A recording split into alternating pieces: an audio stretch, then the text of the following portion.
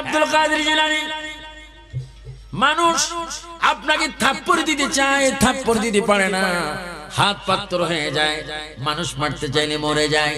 এই কুদরতি রহমতি বরকতি অসংখ্য কেরামত আপনি কোথায় পেয়েছেন? গৌসে পাক জবাব দিবে, দুনিয়ার মানুষ, আমার মা উম্মুল খায়র ফাতেমা নবীর বংশধর ছিলেন, কোনদিন তিনি মিথ্যা বলেন নাই, বেপরদা থাকেন নাই, কোরআন শরীফ ছাড়েন নাই, নামাজ কাজা করেন নাই, হামেশা দুরূদ শরীফ পড়তেন। শুধু তাই নয়, আমার আব্বা জান একজন আল্লাহওয়ালা মানুষ, আবু সালেম মুসা জাঙ্গি, তিনি নবীর বংশধর, তিনিও ভালো মতো ইবাদত করতেন।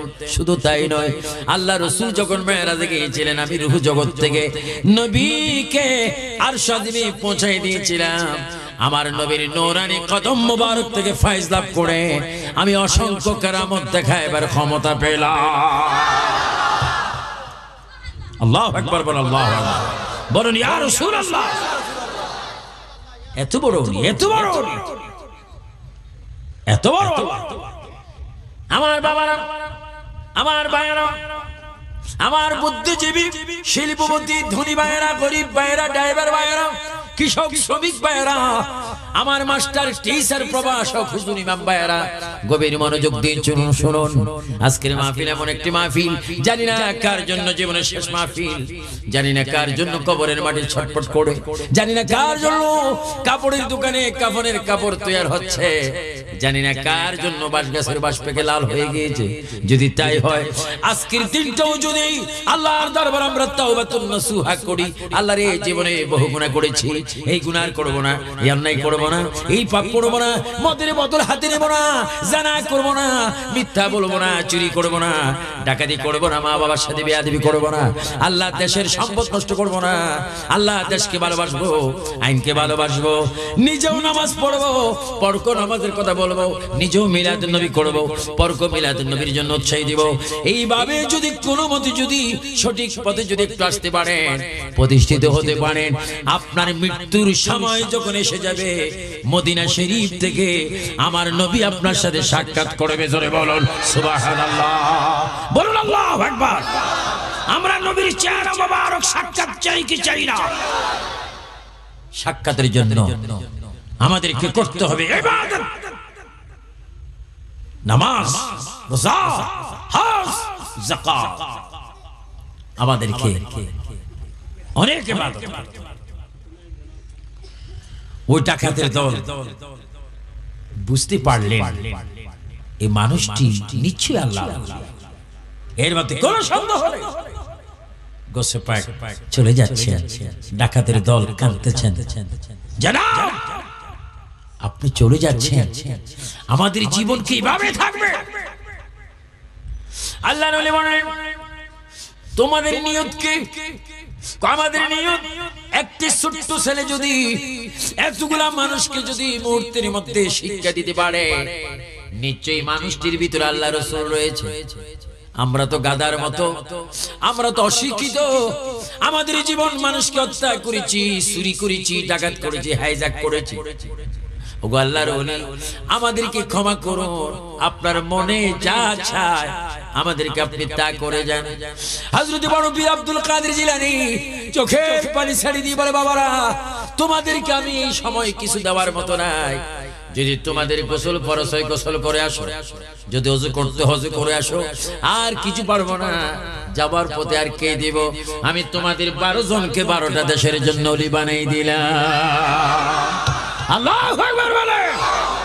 ও আব্দুল কাদের জিলানী, আপনি চোর ডাকাতকে মুহূর্তের মধ্যে ওলি বানাইতে পারেন, কারণ কি? আমি মায়ের পেট থেকে ওলি হয়ে জন্ম হয়েছি। দরুদ শরীফ পড়েন, আল্লাহুম্মা সাইয়্যিদিনা মাওলানা সাইয়্যিদিনা। যেখানে থাকো যেথায় থাকো নবীর দুরুদ সাইরো না, নবীজির দুরুদ না সাড়িলে নবীজি আমাদের ছাড়বেন না। আল্লাহুম্মা সাইয়্যিদিনা মাওলানা মুহাম্মদ।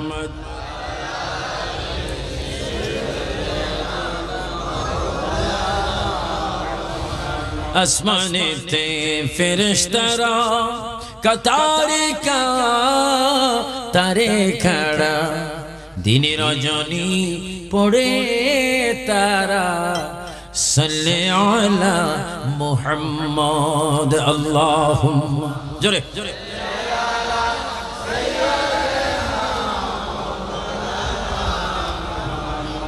ওয়া আলা আলি সাইয়্যিদিনা। উড়ে যা রে বাংলার হাওয়া, উড়ে যা রে মদিনা, এ আশিকদের সালাম দিও, নবীজির পাক রওজা। আল্লাহ জোরে জোরে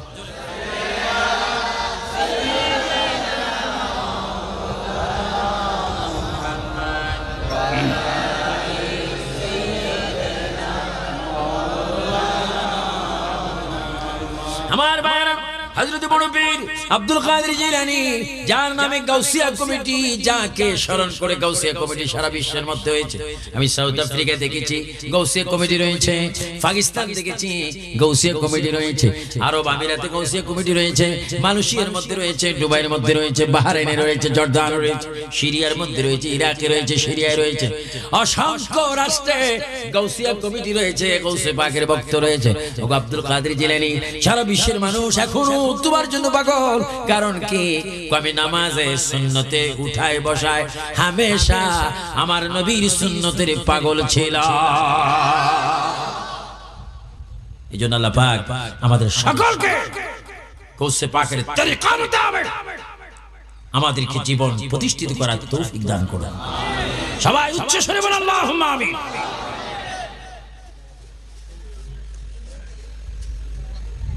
একটি ঘটনা আমার মনে পড়ে গেল, আমি ঘটনা বলে বলে ধীরে ধীরে আস্তে আস্তে ইতির মধ্যে যাব, কারণ ওয়াজ বেশি সারা রাত হওয়াটা এটা কখনো করবেন না। কারণ আপনি জিকির আজকার নামাজের মধ্যে যদি থাকেন, ওই রাতের শেষ ভাগে ঘুমান্ত অবস্থায় যদি ঘুম যান, হয়তো নবীর দিদার হতে পারে, গাউসে পাকের দিদার হতে পারে, ভালো একটি স্বপ্ন দেখতে পারে। আমার ভাই, গাউসে পাক আব্দুল কাদের জিলানী তিনি পাক্কে নামাজি ছিলেন। তিনি বাগদাদের জমিনে আসরের নামাজের ওযু বানাচ্ছেন। সুবহানাল্লাহ। আমরা অনেকে আছি আসরের ওযু কোন দিন বানাইছি নিজেও বলতে পারেন না, এত শক্ত নামাজ। বুঝবেন কি বলতে চাচ্ছি? আবার শীতকালে তো অনেকে ওযু বানায় না, গাটলার মধ্যে কষ্ট করি যা একটু পানির মধ্যে নুনসা পানি তুমি বালা শুনি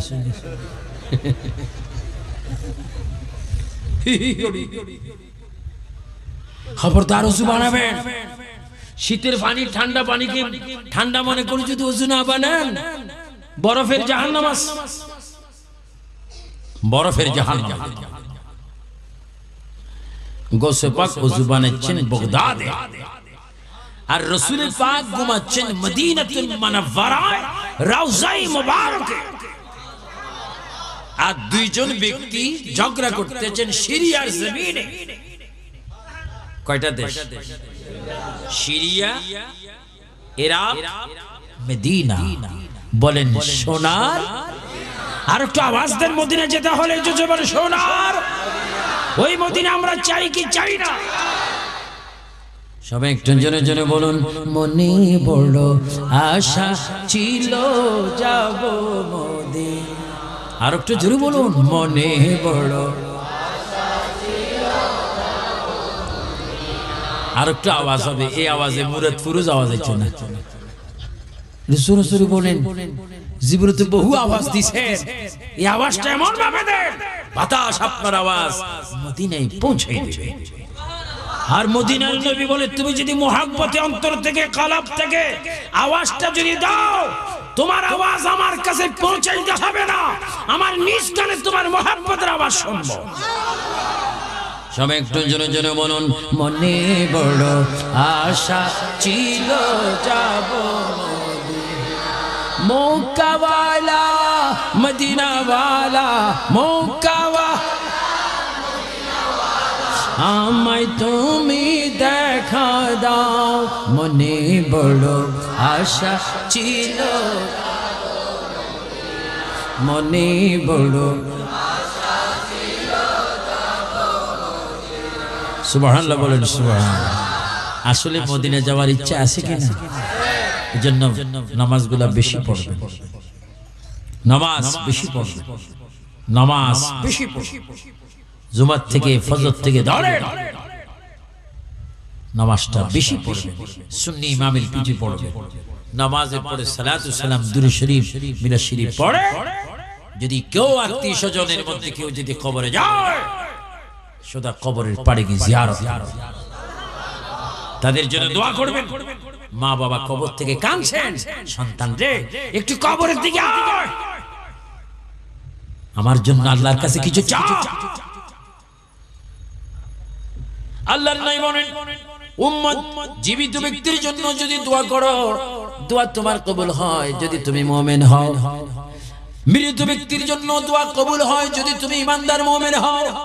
তুমি তোমার মাতা পিতা কবরের পাড়ে গিয়ে কবরস্থানকে সামনে রেখে যদি একটু কেঁদে কেঁদে বলতে পারো, রব্বির হামহুমা কামা রব্বায়ানি সগীরা। আরেকবার বলুন, রব্বির হামহুমা কামা। এই আয়াত, এই দোয়া নমনীয় ভাবে যদি কবরকে সামনে রেখে মা বাবার জিয়ারত করতে যদি একটু চোখের পানি ফেলে দিতে পারেন, আর যদি কাঁদতে পারেন, আয় আল্লাহ আমার মা আমার বাবা কত না কষ্ট করেছে, স্কুলে যাইতে আমাকে টাকা দিয়েছে, মা অনেক খানা দিয়েছে, দুপুরে আমার খিদা লাগবে বলে মা বক্সের মধ্যে কেক দিয়েছে, ফল দিয়েছে, সেই মা আজকে দুনিয়ার মধ্যে নাই, আমার বাবা আজকে দুনিয়ার মধ্যে নাই। আল্লাহ রে, আমার মা বাবা এই দুনিয়ার মধ্যে আমাকে যত আদর করতো তার চাইতে বেশি আদর তুমি আমার মা বাবাকে কবরে করো। রাসূল করিম সাল্লাল্লাহু আলাইহি ওয়াসাল্লাম বলেন, এইভাবে যদি মা বাবার জন্য দোয়া করতে পারো, তোমার চোখের পানি নাকি অর্ধেক সীমানা পার হওয়ার আগে তোমার চোখের পানির দিকে তাকাইয়া মহান আল্লাহ মা বাবার কবর গুলোকে জান্নাতের বাগান বানিয়ে দেয়। বলুন আল্লাহু আকবার। আমরা জিয়ারত চাই কি চাই না? জিয়ারত করবেন। মা বোনেরা, যদি স্বামী হারাই থাকো, পিতা হারাই থাকো, ঘরে বসে বসে দোয়া করবে, কাঁদবে, তোমাদের ফরিয়াদ আল্লাহ কবুল করবেন। যদি তুমি মুমিন হও, ঈমানদার হও, চিৎকার দিবেন।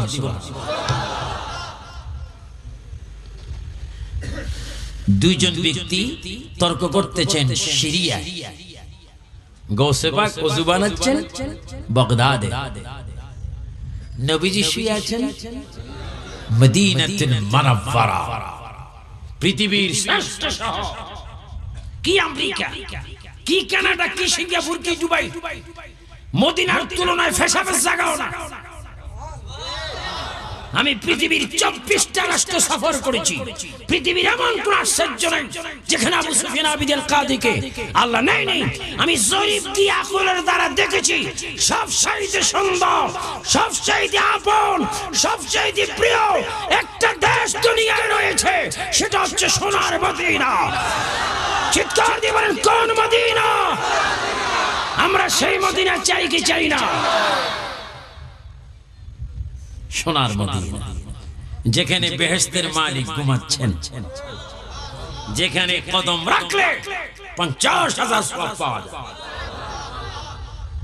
সেইটি সোনার মদিনা। আমার ভাইয়েরা, তো দুই ব্যক্তি সিরিয়ায় যে ঝগড়া করছেন, দুই নবী কি? একজন নবী আমাদের নবী, আরেকজন নবী বর্তমান ওনার ভাগ্য খুব ভালো, উনি চতুর্থ আসমানে আছেন। তা উনি নবী হয়ে আসবেন, উনি আবার আসবেন আমার আপনার নবীর উম্মত হয়ে। উনি হচ্ছেন ঈসা রূহুল্লাহ। জোরে বলুন, কি? জোরে বলুন না সুবহানাল্লাহ। কোথায় আছেন? তো ঈসা নবীর এক সমর্থক দাবি করছেন আমাদের ঈসা নবী অনেক বড়, কারণ তিনি যেমন উপরে আছেন বড় আছেন, আর তোমাদের মুহাম্মদ যেমন ছোট মাটিতে ঘুমাইতে আছে।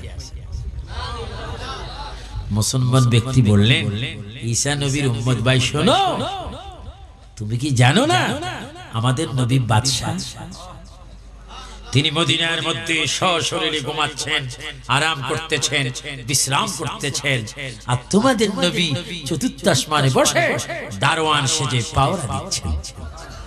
জেনে বলেন না, আমার নবী বাদশাহ হয়ে ঘুমাচ্ছে, তোমার নবী পাওরা দারোয়ান হয়ে পাওরা দিচ্ছে। সুবহানাল্লাহ। ঈসা নবীর উম্মত খুব গরম, হে আমার নবীর দারোয়ান বানাইলেন, তিনি এত বড় ঈসা নবী। ঈসা নবীর উম্মত এবার বললেন মুসলমান ব্যক্তিকে আটকাইবার জন্য, হে মুসলমান শোনো, আমার ঈসা নবী যখন তখন যেখানে সেখানে যে কোনো দিন রাত মাস আমার ঈসা নবী মারা মানুষ জীবিত করতে পারতেন, কিন্তু তোমাদের নবী পারতেন না। কিন্তু দুঃখের বিষয় আমাদের নবীদের পারতেন, এই ঘটনা মুসলমান ব্যক্তির জানা ছিল। জোরে কোন ইজ্জতের মালিক কে? বেইজ্জত করে কে? আমরা ইজ্জত চাই কি চাই না? আমার ঈসা নবী উম্মত যখন তার নবীর মৃত্যু ব্যক্তিকে চিন্তা করেন, আমার নবী পারে না, এই দৃষ্টিতে মুসলমান ব্যক্তি হাও হয়ে গেলেন, নার্ভাস, বেজার, লাঞ্ছিত, লজ্জিত, দুঃখিত, মুখ বন্ধ।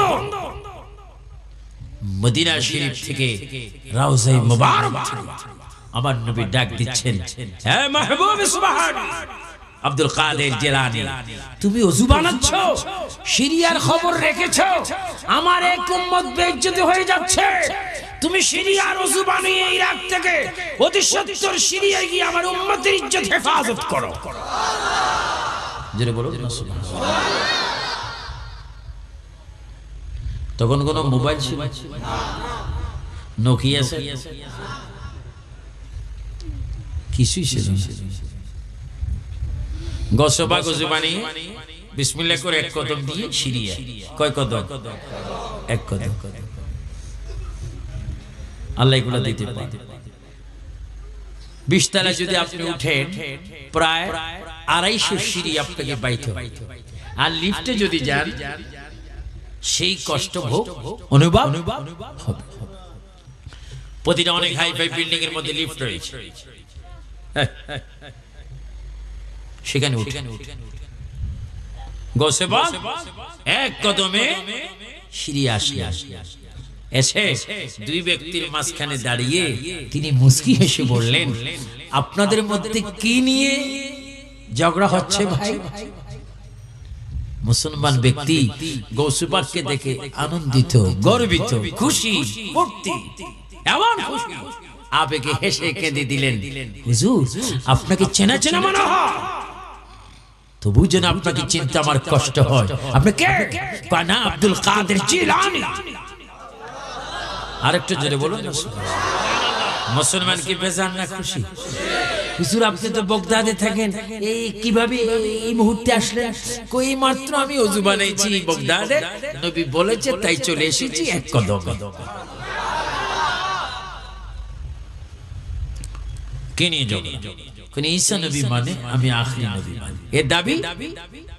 এর নবী মরা মানুষ জিন্দা করতে পারে, আমাদের নবী পারে না। যদি পারে উত্তর দেওয়ার ক্যাপাসিটি আমার নেই। ওয়াকিয়া, ঘটনা, বাস্তব জানা, এজন্য আমি লজ্জিত। আমি মনে মনে ইয়া রাসূলুল্লাহ বলেছি, আল্লাহ রাসূল থেকে সাহায্য প্রার্থনা করুন, তাই তো আপনি এসেছেন। হুজুর গাউসে পাক মাহবুব সুবহানী বলেন, এই ঈসা নবীর সমর্থক, তোমার জবানে শুনতে চাই কি বিষয় নিয়ে মুসলমানকে তুমি হয়রানি করলে, এবং আমি বাধ্য হলাম এখানে আসতে, আমার নবী আমাকে পাঠিয়েছেন। বলো, আমি ঈসা নবী মানি, ঈসা নবী সমর্থক, আমি ঈসা নবী সর্বাধিক ক্ষমতাবান। মুহাম্মদ সাল্লাল্লাহু আলাইহি ওয়াসাল্লামের ক্ষমতা কম, কারণ ঈসা নবী কুম্বিজলা বলে যখন তখন মরা মানুষগুলি কবর থেকে তিনি জীবিত করে বাইর করে দিতেন। এটা মুহাম্মদ সাল্লাল্লাহু আলাইহি ওয়াসাল্লাম পারতেন না। হুজুর গাউসে বাগ আব্দুল কাদের জিলানী রাদিয়াল্লাহু তাআলা আনহু চোখের পানি ছেড়ে দিয়ে বলে, ও ঈসা নবীর উম্মত, মুখ সামলে তুমি কথা বলবে। তোমার জানা উচিত আমি কোন নবী নয়, আমি কোন সাহাবী নয়, আমি কোন ইমাম হুসাইন নয়, আমি ইমাম হুসাইনের একজন আওলাদ, গোলামের গোলামের গোলাম। তুমি ঈসা নবীর উম্মতকে আমি জানাই দিতে চাই, তোমার ঈসা নবী নবী হয়ে মরা মানুষ যেমন চিন্তা করতে পারে, আমার নবী তো পারে। আমি আখিরি নবীর উম্মত হয়ে তোমার নবী যা পারে, আমি তার চেয়ে তো বেশি মরা মানুষ চিন্তা করতে পারি। আল্লাহু আকবার বলেন। ওলি আল্লাহর সম্মান দেওয়ার মালিক কে? আল্লাহ।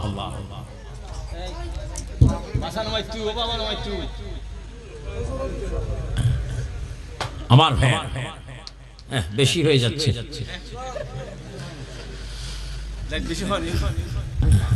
না শাস্তি বেশি হয়ে যাচ্ছে।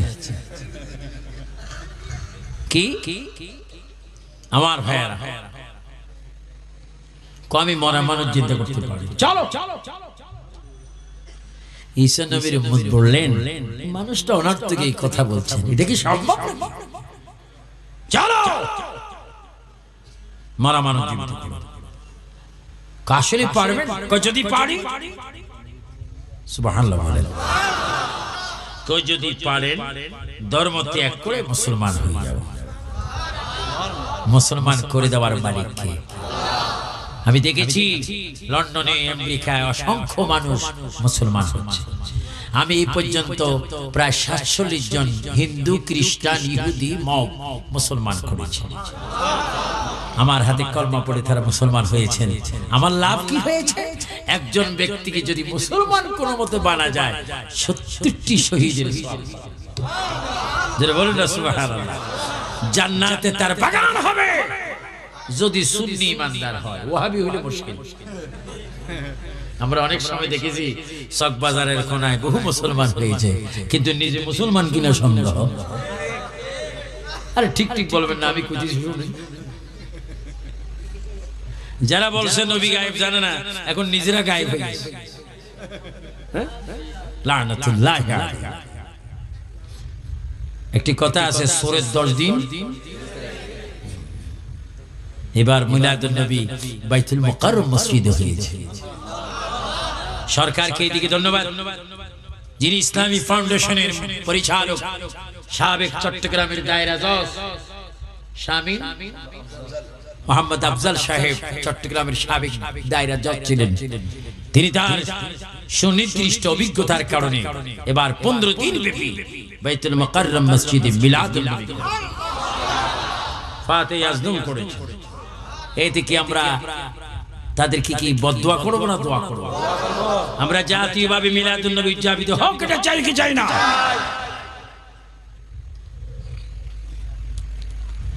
গোসবাক বলে, এই ঈসা নবীর উম্মত আমি মরা মানুষ জিন্দা করতে পারি। কাচ্চা দেখা যায়, চলো নিয়ে যাচ্ছেন মরা মানুষ জিন্দা করতে কবর থেকে। আর এখন যদি কোন কবর থেকে সাসাটা আসি, মাহফিলের মাঝখান দিয়ে যদি বলে আসসালামু আলাইকুম, আমি মরহুম ইয়াসির মিয়া, কেউ এখানে থাকবে না।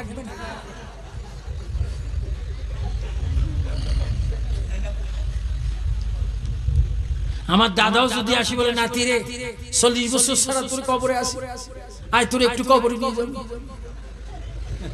আমি চিৎকার দিব না? প্রিয় দেশবাসী, আন্তর্জাতিক বক্তারে বাসা।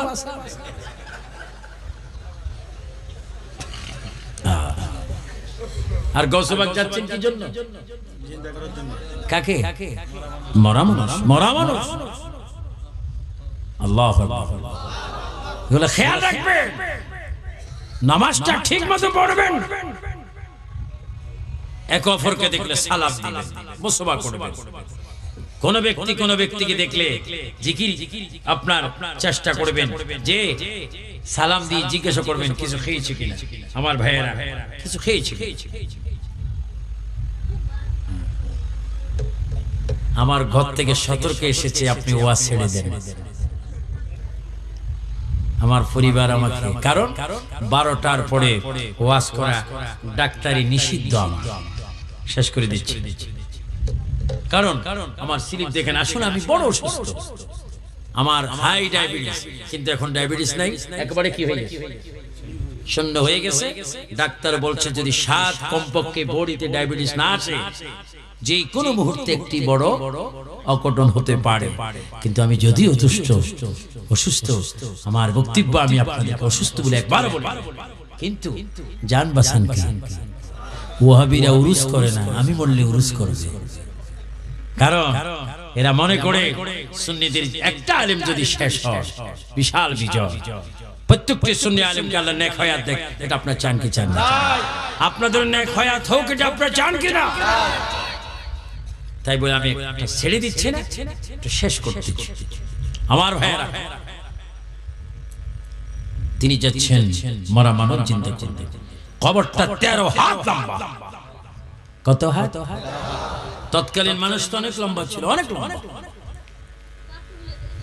আমার ভাই অনেক লম্বা। এখনকার মানুষ ধীরে ধীরে কি হচ্ছে, বেটি হয়ে যাচ্ছে। আমার সাথে একটা আছে, বাটুসা আসেনি, এটার নাম ইব্রাহিম, আমি বেটটা সাকুল। ওরা বলছি মাঝে মাঝে চিড়িয়াখানায় চলে যাস, তুই একটা আছে মুসলমান। ক্যাসেট বেচবি কি, বসে আছে না দাঁড়িয়ে আছে বুঝে জানে, সবাই চাচ্ছে। কি 13 হাত লম্বাওয়ালা কবর। হুজুর গৌসে পাক গেলেন, কবরের উপরে গিয়ে ডাইন হাত রাখলেন। ওঠো, আল্লাহর বান্দা তুমি কে সেটা আমার জানার বিষয় নয়, কিন্তু তুমি তো জানো আমি কে। কবর থেকে বাইরে হও।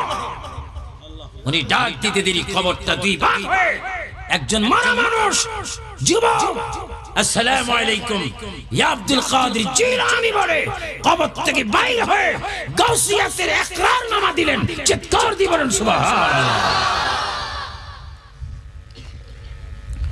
ওই মানুষটি কবর থেকে জীবিত হয়ে ওই মানুষটি ডাক দিয়ে বলেন, আব্দুল কাদের জিলানী, আপনাকে আমি সালাম দিলাম, আপনার গাউসিয়াতের প্রতি আমি সমর্থন করলাম। হুজুর গৌসে পাক ওই মানুষটির দিকে তাকিয়ে তিনি চিৎকার দিলেন, বাবা তোমাকে আমি জীবিত করে বড় আশ্চর্য হয়েছি। হ্যাঁ বাবা, তুমি কবরের মধ্যে কত বছর? হুজুর আমি 6500 বছর ধরে এই কবরের মধ্যে আমি রয়েছি অশান্তির মধ্যে। হুজুর গৌসে পাক বলল, তোমার এই অবস্থা কেন? নাভির থেকে উপরের দিক খুব ভালো, নাভির থেকে নিচের দিক খুব আংরা, কয়লা, ধোঁয়া বাইর হচ্ছে, আযাব দেখা যাচ্ছে। এই অবস্থা কেন, শাস্তি কেন তোমার প্রতি, তুমি আমাকে বলো।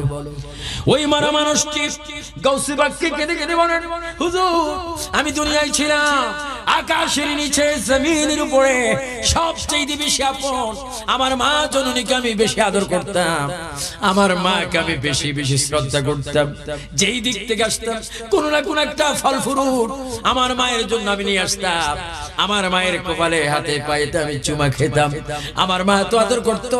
আমি যতক্ষণ রাত্রে যেতাম না আমার মা ঘরের দরজা দাঁড়াই থাকতো। এমন আদরের মাকে আমি একদিন অন্যায় করেছি। কি করেছো? আমার স্ত্রীর কান কথা শুনে 2 পাও জোর করে আমার মায়ের বুকে লাথি মেরেছিলাম। ওই লাথি মারার কারণে 6500 বছর ধরে জাহান্নামের আগুন সাপ বিচ্ছু আমাকে কামড়াচ্ছে। হুজুর আমি বড় কষ্টের মধ্যে আছি, আপনি আমাকে চিন্তা করেছেন, আল্লাহর শুকর আমি আদায় করলাম। হুজুর আমার আর কবরে পাঠাবেন না, আমার মাকে একটু চিন্তা করেন, মাকে চিন্তা করিয়া তার কদম আমাকে একটু ফেলে দেন। আমার মা যদি আমাকে মাফ করে, আমার আল্লাহ রাসূল আমাকে মাফ করে দিবে। জোরে বলুন সুবহানাল্লাহ, আল্লাহু আকবার। আমার যুবক বাবারা, ভাইরা, মা বাবা চাই কি চাই না? 2 হাত তুলে বলো চাই কি চাই না? আল্লাহু আকবার বল, আল্লাহু আকবার।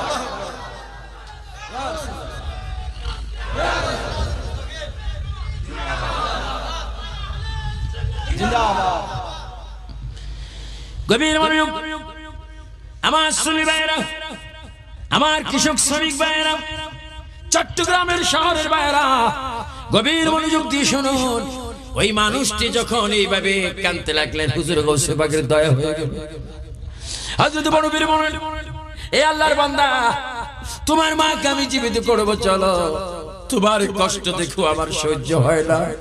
একটা মানুষ আংরা হয়ে গেছে, একটা মানুষ কয়লা হয়ে গেছে, নিচের দিকে এরকম চলো। আল্লাহর ওলি ওই সন্তানকে মাটির উপরে হাঁটিয়ে হাঁটিয়ে মায়ের কবরের পাড়ে নিয়ে গেলেন। মায়ের কবরের পাড়ে নিয়ে আল্লাহর ওলি হুজুর গৌসে পাক আব্দুল কাদের জিলানী ওই মা জননীর কবরের পাশে গিয়ে বললেন, তোমার মায়ের নাম কি? হুজুর, আমার মা বড় মশহুর একজন, আমার মা নূহ আলাইহিস সালামের সময় তুফান হয়েছিল, ওই তুফানের মধ্যে একজন মহিলা জীবিত ছিল, ওই মহিলা ছিল আমি হতভাগার মা। আল্লাহর ওলি হুজুর আব্দুল কাদের জিলানী ওই সম্মানিত মহিলার কবরের পাশে গিয়ে ডাক দিলেন, এ আল্লাহর বান্দি, আপনি একটু কষ্ট করে কবর থেকে বাইর হন। একজন বান্দি বুদ্ধ মহিলা কবর থেকে বাইর হয়ে এমন একটা সালাম গৌসে পাককে দিলেন। গৌসে পাক খুশি হয়ে বললেন, মা গো, আপনি এসেছেন, আপনাকে ধন্যবাদ। মা জননী কেঁদে কেঁদে বলে, বাবা, এই নিষ্ঠুর পৃথিবীতে আবার কেন আমাকে এনেছো? আমি জান্নাতের হাওয়া খাচ্ছিলাম, জান্নাতের অনেক পরিবেশ, আমি কবরের মধ্যে ছিলাম। এই দুনিয়ার মধ্যে আমাকে কেন এনেছো? যেই দুনিয়ার মধ্যে সন্তান মা চিনে না, মা সন্তানের হক আদায় করে না, এইটা জালিমি দুনিয়া। মা, আমি আপনাকে জীবিত করেছি, বড় একটা মুসিবতের সময় আপনাকে আমি ডাক দিয়েছি গো মা, আমার পিছের দিকে একটু নজর করে দেখে এই হতো বাবা সন্তানকে আপনি চিনেন কিনা। মা চিৎকার দিয়ে বলে, আব্দুল কাদের, অন্য কিছু দেখাও, এই জালিমের মুখ তুমি আমাকে দেখাইও না। আমি এত কষ্ট করেছি সন্তানকে নিয়ে, মাত্র আমার একটা সন্তান, এই সন্তানটা আমাকে বুকে লাথি দিয়েছে, এখনো মনে হয় ব্যথাটা আমার বুক থেকে এখনো বাইর হচ্ছে। মা মাফ করে দেন। না, মাফ করবো না মা, ৬,৫০০ বছর ধরে জাহান্নামের আগুনে জ্বলছে, তারপরে কি শাস্তি কি আরো চান? কোন শাস্তি চাই না, তাকে আমি মাফ করতে পারি না, সে বড় বেয়াদবি করেছে। আল্লাহর ওলি কেরামত দিয়ে, আল্লাহর ওলি কেরামত দিয়ে মায়ের সামনে ওই মরা মানুষটির সারা গায়ে যখন আগুন লাগাই দিলেন, মা জনের চিৎকার দিয়ে বলে, বাবা, সন্তান আযাব পেয়েছিল কবরে, সেটা আমি দেখিনি, এখন আমার ছেলের গায়ে দাও দাও করে জাহান্নামের আগুন জ্বলছে, আমি মা সহ্য করতে পারবো না। আমার আল্লাহ রাসূলকে বলে দাও সন্তানকে যেন ক্ষমা করে দেয়, আমি মা জননী, আমার জাদুকে আমি মাফ করে দিলাম। জোরে বলো সুবহানাল্লাহ। ও আব্দুল কাদের জিলানী, মরা মানুষকে চিন্তা করে মায়ের কদমে আপনি ফেলে মাফ করে আপনি জান্নাতি করতে পারেন, এই ক্ষমতা আপনি পেয়েছেন কোথায়?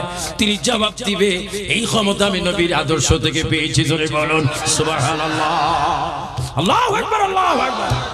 আল্লাহ পাক আমাদের সকলকে এইভাবে আল্লাহর জমিনে ৫ ওয়াক্ত নামাজ পড়ে, রমজান মাসে রোজা রেখে, ধনী হলে যাকাত হজ করে, মা বাবার হক আদায় করে, কোরআন শরীফ পড়ে, স্বাধীন সোনার বাংলাদেশকে ভালোবাসে, আমাদেরকে ঈমান সহকারে কবর যাবার তৌফিক দান করুন। আল্লাহ পাক এই মাহফিলকে কবুল করুন। এই মাহফিলে যারা টাকা দিয়ে, পয়সা দিয়ে, বুদ্ধি দিয়ে, শ্রম দিয়ে, অর্থ দিয়ে এই মাহফিলকে সাজিয়েছেন, আল্লাহ পাক আপনাদের এই মাহফিলকে কবুল করুন। ইয়া নবী সুন্নি কনফারেন্সকে যেন আল্লাহ কবুল করুন। বিশেষ করে হাজী রমজান আলী জামে মসজিদ প্রাঙ্গণে সংলগ্ন বাড়াইপাড়া গাউসিয়া কমিটির মাহফিলকে বিশেষ করে যে সমস্ত ছেলেরা আমি দেখেছি, তোমরা আমার ছেলের মতো, যারা 30 বছরের ছেলে, তোমরা আমার ছেলের মতো, তোমাদেরকে আমি দোয়া করি, তোমরা 5 ওয়াক্ত নামাজ পড়বে, মিথ্যা কথা বাদ দিবে, মুরব্বিদেরকে শ্রদ্ধা করবে, সমাজে সালাম আযান কায়েম করবে, ফেন্সিলের হাতে খাবে না, জুয়া, সুদ, ঘুষ, মদ, অস্ত্র এগুলো হাতে নিবে না, কাগজ কলম হাতে নিবে, কলম হাতে নিবে, দুরূদ শরীফ পড়বে, দেশকে ভালোবাসবে। আল্লাহ পাক যেন এই মাহফিলকে কবুল করুন।